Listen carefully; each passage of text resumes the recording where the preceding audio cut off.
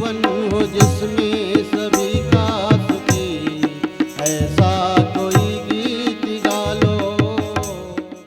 जीवन विद्या के द्वारा ही हम सब समझ करके अच्छे बन सकते हैं और अच्छे परिवार की एक नींव रख सकते हैं। क्रिटिकल थिंकिंग जो है ना, वो पहले काफ़ी बहुत कम थी, अभी धीरे धीरे वो भी विकास हो रहा है। छत्तीसगढ़ के धमतरी जिले की मिट्टी में बसा एक साधारण सा दिखने वाला गांव है बोडरा, लेकिन इसकी सादगी के पीछे एक असाधारण संकल्प छुपा है। ये कहानी केवल एक भौगोलिक स्थान की नहीं, बल्कि मानव चेतना की यात्रा है।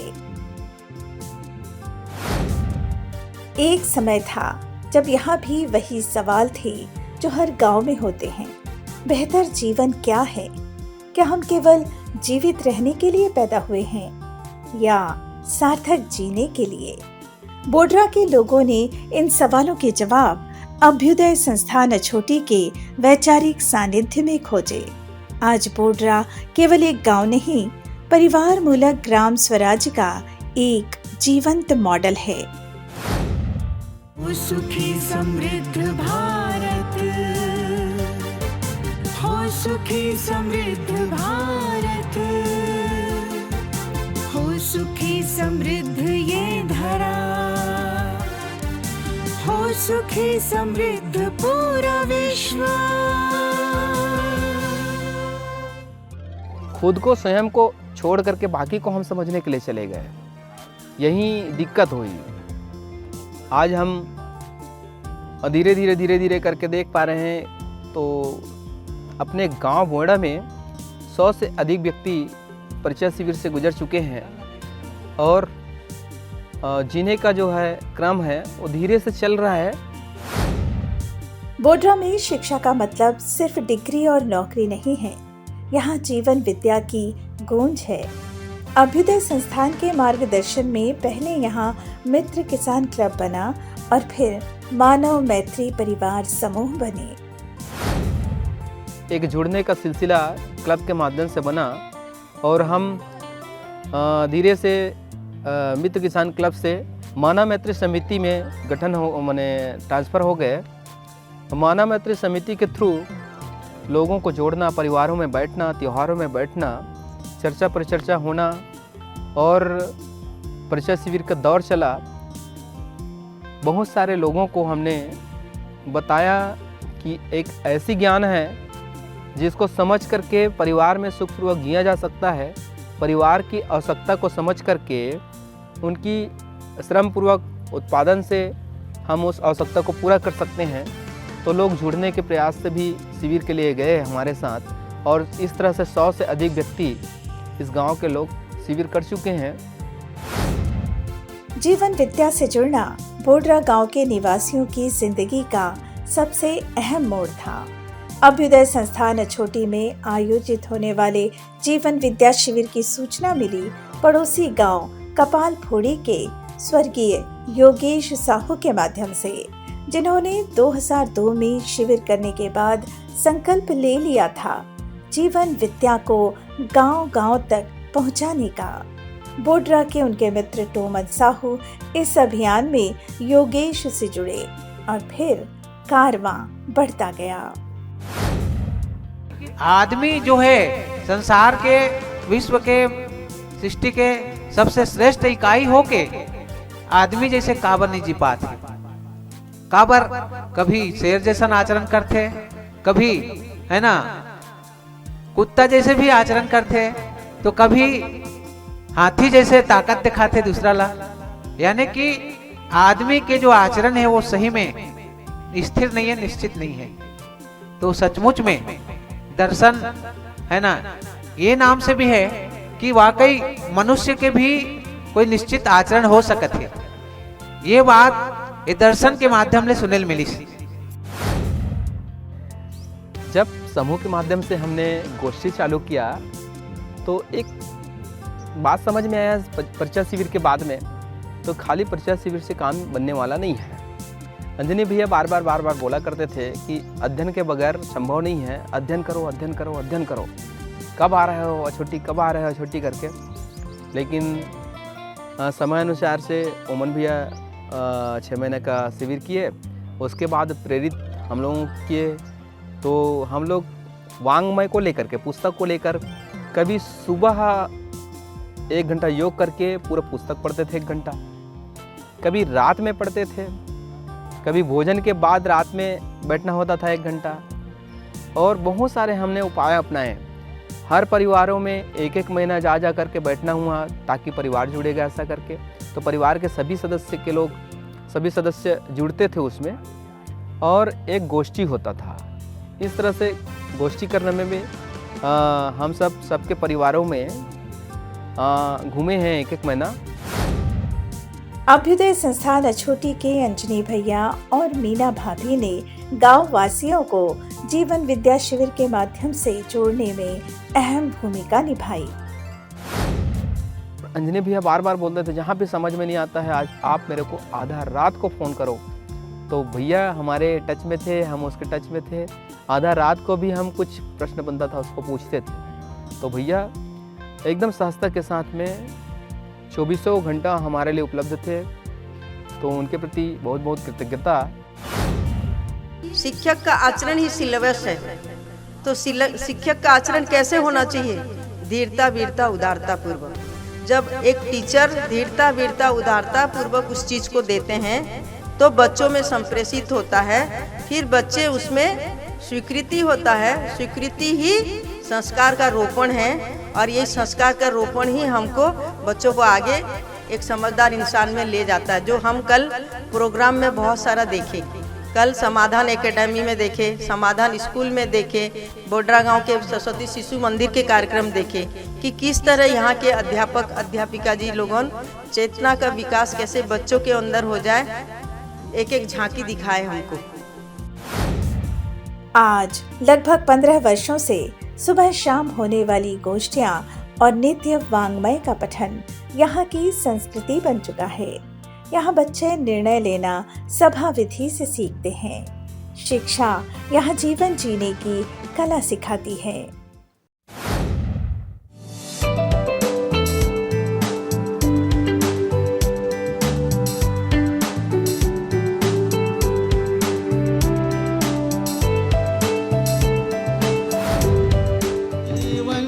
जिसमें सभी का सुखी, ऐसा कोई गीत गा लो।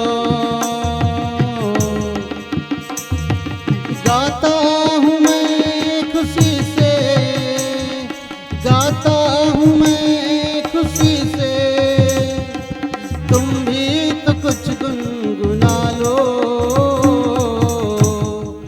जीवन हो जिसमें सभी का सुखी, ऐसा कोई गीत गा लो।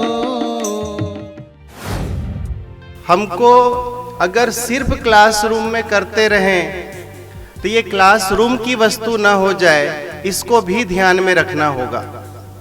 आज हम शिक्षा में बहुत सारे चीजों को पढ़ा रहे हैं, मतलब आप जब किताब खोल के देखेंगे तो किताबों में वो सारी चीज लिखी हुई हैं, लेकिन वो किताबें आज लाइब्रेरी में बंद है। 1 साल बच्चा पढ़ता है, फिर उस किताब को बेच देता है, उसको वापस खोल के नहीं पढ़ता है, और वो किताब की वस्तु किताब में ही बन के रह जा रही है। तो ये गांव ने जो हिम्मत किया कि क्लासरूम से हम बाहर निकल जाएं और अपने अंदर जो भी परिवर्तन हुआ है उस परिवर्तन को बोलने की हिम्मत रखें हम, जो है। बोडरा ने समझा कि स्वास्थ्य दवा की शीशियों में नहीं बल्कि जीवन शैली में है। यहाँ के 9 तालाब और डबरियाँ केवल जल संरक्षण के प्रतीक नहीं बल्कि गांव की सेहत की धमनियाँ हैं। उन्होंने स्वास्थ्य सेवा को बेहतर करने का प्रयास भी किया। पर्यावरण के बारे में कहें तो शुरू में जब क्लब हमारा था, अभी मानव मित्र समिति है, उस समय हमने जो खाली ज़मीन थे वहाँ पेड़ लगाए थे। आज लगभग 25 से ज़्यादा एकड़ ज़मीन में पूरा जंगल खड़ा हो गया है, ये बहुत बड़ी बात है। हम समिति के माध्यम से जितने भी नल जल का जहाँ पे पानी का सोर्स है वहाँ पे साफ़ सफाई करते थे, श्रमदान करते थे। और यहाँ एक उप स्वास्थ्य केंद्र है, स्वास्थ्य की दृष्टि से एक केंद्र है, उप स्वास्थ्य केंद्र। वहाँ भी जहाँ पे डिलीवरी होते हैं वहाँ पे शौचालय नहीं था, तो क्लब के माध्यम से एक शौचालय का निर्माण करवाया। इस तरह से समाज में भी गतिविधि हम हमारा धन का योगदान और तन का योगदान और मन का भी योगदान मानसिक रूप से हम देते रहते हैं। यहाँ अनाज उत्पादन कमाई का जरिया नहीं, सेवा है। किसी ने जमीन दी, किसी ने पसीना बहाया और किसी ने ज्ञान साझा किया। आज यहाँ के खेत जहर मुक्त अनाज उगा रहे हैं। यहाँ का विनिमय व्यापार नहीं, अपनापन है। पैसा यहाँ साधन है, लक्ष्य नहीं। कृषि में उन्नति के लिए और कृषि में उत्पादन अधिक हो, इसके लिए हम एग्रीकान मित्र किसान क्लब के एक क्लब बनाया है किसानों का, जिसमें समूह लगभग 12 व्यक्ति थे। तो डॉक्टर संकेत ठाकुर जो उस एग्रीकान समिति से थे, उनके माध्यम से श्रीविधि के बारे में हमने जाना, SRI के बारे में जाना और लाइनिंग से खेती करना है।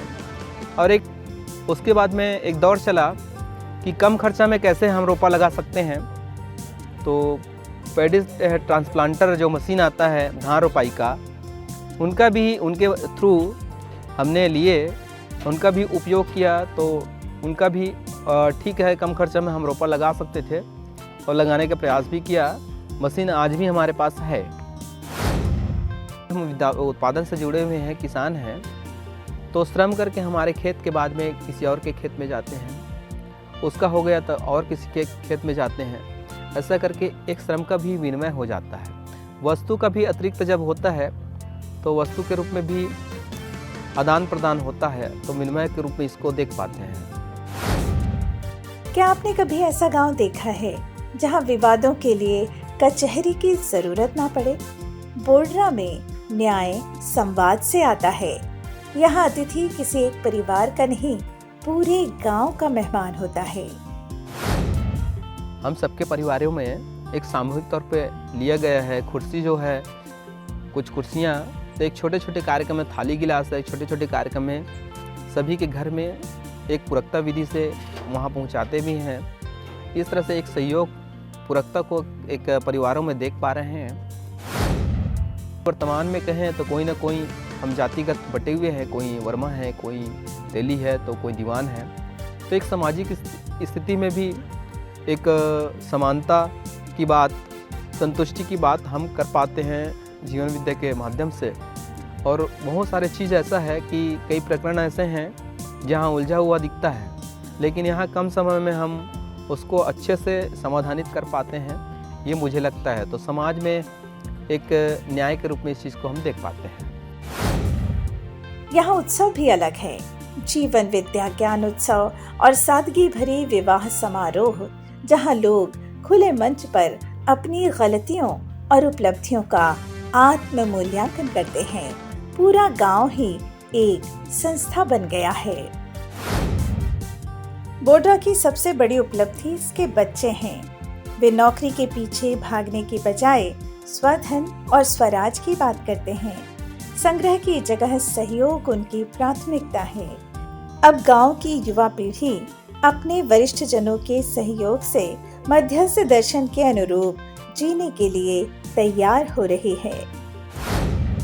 परिवार मूलक ग्राम स्वराज्य व्यवस्था की ओर ध्यान दिलाने का एक कार्यक्रम चल रहा है, जो कि सरपंच अनेक वहाँ के गांव के साथ में काम चल रहा है। तो ये सब कार्य करते हुए बहुत सारी उपलब्धियां अपने को मिला। एक तो समाज कौशल की उसमें वृद्धि हुआ, दूसरा लोगों के साथ में कैसे बातचीत करना है इसको भी थोड़ा सा छू पाया हूँ। और क्रिटिकल थिंकिंग जो है वो पहले काफ़ी बहुत कम थी, अभी धीरे धीरे वो भी विकास हो रहा है। और साथ ही इन सब को ध्यान में रखते हुए परिवार में कैसे जीना है, इन सब पर शोध कार्य चल रहा है ना, जिसमें मैंने एक शोध कार्य करने का एक छोटा सा प्रयास किया है। हमारा जो जितना परिवार है वो ज़्यादातर हमारा मुख्य व्यवसाय कृषि ही है। तो कृषि में हम लगभग सभी युवा, जितने भी यहाँ पे युवा बैठे हैं, वो सभी युवा एक तरह से भागीदारी निभा पा रहे हैं। और शिक्षा वाला पार्ट हम खुद अभी पढ़ाई कर रहे हैं, ज़्यादातर युवा अभी पढ़ाई में हैं और सभी प्रकार के आयामों में हम एक तरह से भागीदारी निभा पा रहे हैं। शिक्षा वाला पार्ट में जैसे हमने ये देखा है कि जैसे अभी हमने जितनी भी पढ़ाई की उसमें कहीं ना कहीं एक जो विचार वाला पक्ष है, जिसको हमने चेतना विकास मूल्य शिक्षा कहा है, तो वो वाला पार्ट छूट जाता है, मूल्य वाला भाव वाला पक्ष। तो उसको जोड़ के हम कैसे बच्चों तक पहुंचा पाए, तो ये हमको वहाँ एक सीखने का मतलब अवसर मिल रहा है। जैसे कि मतलब अध्ययन और अभ्यास ये प्रक्रिया साथ में चल रही है, तो हमारे लिए ये बहुत बड़ी उपलब्धि रही। बोडरा बदल रहा है, दिखावे से नहीं, अभ्यास से। मध्यस्थ दर्शन के विचार और ग्रामीणों के श्रम ने मिलकर एक नई सभ्यता की नींव रखी है। एक परिवार की है ना समृद्धि पूर्वक जीने की एक आधार परिवार बनता है। इस प्रकार से एक परिवार प्रमाण के तौर पे खड़ा हो सकता है। जब परिवार जो है प्रमाण की तरफ खड़ा होगा तो गांव उसको देखेंगे। अभी भी मैं देखता हूँ या चर्चा में हम सुनते हैं तो कोई कोई परिवार जो है चर्चा करते हैं कि ये टोमन जी का परिवार जो है ना, कम खर्चा में इतना अच्छा मैनेज कैसे कर लेता है। तो हमारा जो खर्चा का देखें तो मन तन धन का सदुपयोग महत्वपूर्ण है। विद्या के समझ से हम तन का भी उपयोग कर पा रहे हैं, मन का भी उपयोग कर पा रहे हैं और धन का सदुपयोग कर पा रहे हैं। इस तरह से कहाँ हमको नियोजन करना है वो समझ के आधार पे हमारा जो परिवार है उस चीज़ को कर पा रहे हैं। तो इस तरह से उपयोगिता हमको दिखता है, पूरकता विधि हमको समझ में आता है और जीने का हम प्रयास कर रहे हैं। मैं बोडरा गांव हूँ, मेरी यात्रा रुकी नहीं है। मैं बढ़ रहा हूँ शिक्षा से व्यवस्था तक, चेतना विकास मूल्य शिक्षा से परिवार मूलक ग्राम स्वराज्य व्यवस्था तक। अधिक जानकारी के लिए ज्वाइन करें हमारा व्हाट्सएप ग्रुप और विजिट करें हमारी वेबसाइट। तो बने रहिए हमारे साथ और हमारे चैनल को सब्सक्राइब कर लीजिए और हाँ, बेल आइकॉन प्रेस करना ना भूलिएगा। तो फिर मिलते हैं अगले सप्ताह इसी दिन इसी समय। तब तक के लिए नमस्कार।